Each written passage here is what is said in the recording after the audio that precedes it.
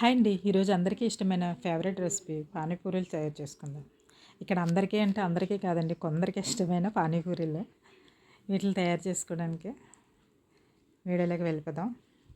ఇప్పుడు మనం పూరీ కర్రీని చేసుకోవడానికి 3 పెద్ద సైజు బంగాళదుంపలు ఉడికించి తీసుకున్నాను. దానిలోనే కొద్దిగా సాల్ట్, కొద్దిగా కారం, ఒక హాఫ్ స్పూన్ పెప్పర్ వేసుకున్నాను. అంతా వేసి కలుపుకున్నాను. అంతా వేసి కలిపిన తర్వాత ఇందులోనే కొంచెం మనం ముందుగానే ప్రిపేర్ చేసి ఉంచాను పానీపూరిలో వాటరు. ఆ వాటర్ కూడా కొద్దిగా వేసుకుంటే టేస్ట్ అనేది బాగుంటుంది. అది కర్రీలోని వాటర్ వేసుకొని కలుపుకొని పక్కన పెట్టేసాను.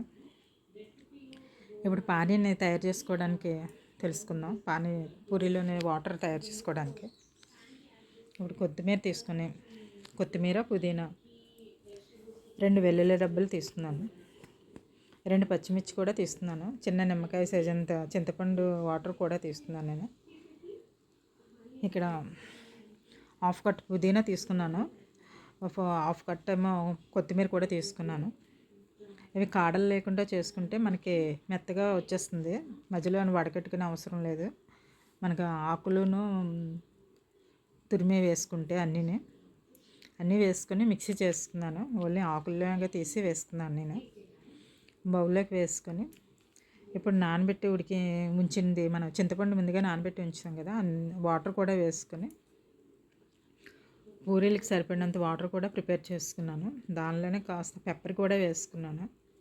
రుచికి తగినంత సాల్ట్ వేసి అంతా వేసి కలిపేసుకొని పక్కన పెట్టేసుకొని మనకి ఎంత వాటర్ కావాలంటే దీన్ని జ్యూస్లో వేసుకుంటే అంత పలచగా వచ్చేస్తుంది. ఇది నేనైతే వడకట్లేదు, చాలా మెత్తగా వచ్చింది ఇక్కడ పుదీనా కొత్తిమీర కూడా. మరి ఇప్పుడు మనకి పూరీ పాపడ్స్ మనకి ఎక్కడైనా మార్కెట్లో అవైలబుల్గా దొరుకుతున్నాయి. మనకి చిన్న చిన్న మార్కెట్లో, సూపర్ మార్కెట్లో వాటిల్లోనే దొరుకుతున్నాయి. చిన్న చిన్న షాపుల్లో కూడా దొరుకుతున్నాయి. అవి తెచ్చుకొని ఒక ప్యాకెట్ తెచ్చుకుంటే 60 ఉంటున్నాయి. వాటిల్లోనే అన్నీ వేయించుకొని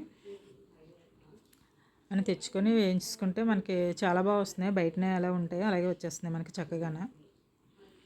అన్నీ వేయించుకొని చక్కగా వేగిపోతాయి వేసిన వెంటనే ఆయిల్లోనే. చక్కగా ఒక ప్యాకెట్ తీసుకుంటే 4-5 మెంబర్స్కి ఈజీగా వచ్చేస్తుంది. మనం ఎన్నైనా తినచ్చు. ఇలా వేపిన పూరీలు ముందుగానే మనం అన్నీ వేపేసుకొని మనకి ఎన్ని కావాలంటే అన్నీ వేపేసి తీసుకొని చూడండి ఎంత చక్కగా వచ్చి వేపేసి పక్కన పెట్టాను. చక్కగాను ఆలూను ఉల్లిపాయ ముక్కలను వేసుకొని స్టఫ్ చేసుకొని మధ్యలోని పానీ వేసుకొని తింటే ఉంటుంది. ఎంతైనా హోమ్మేడ్ కదండి, మనం ఎన్నైనా లాగించవచ్చు. ఇలా స్టఫ్ చేసుకొని పెట్టుకొని తినేస్తే మధ్యలోనే టమాటా సాస్ కూడా వేసుకుంటే చాలా బాగుంటుంది. అప్పుడప్పుడు ఇలా మనం హోమ్మేడ్ ఫుడ్స్ లాగా బయట వాటిని కాకుండా ఇంట్లో కూడా ప్రిపేర్ చేసుకుంటే చాలా బాగుంటుంది. ప్రిపేర్ చేసుకోవడం కూడా చాలా ఈజీగానే చేసుకోవచ్చు. మనం ఇంట్లో చేసుకున్నాం కాబట్టి ఎన్నైనా లాగించేయచ్చు.